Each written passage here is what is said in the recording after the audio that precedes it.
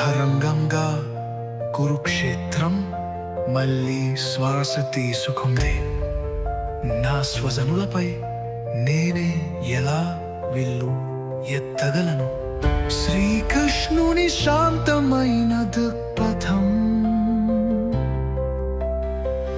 నీ బాధానఘమైన దానిపైనే, అది జ్ఞానికి లభించదు.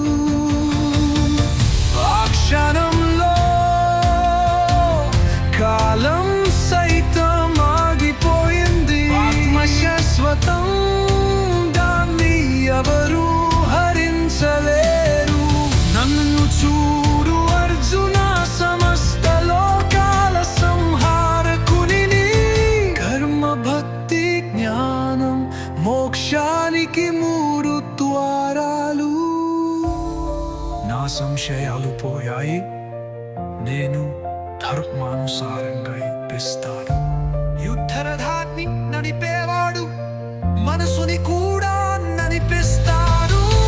దైవ కృష్ణుని హృదయం నుండి కాంతి యుద్ధ భూమిని కప్పేసింది.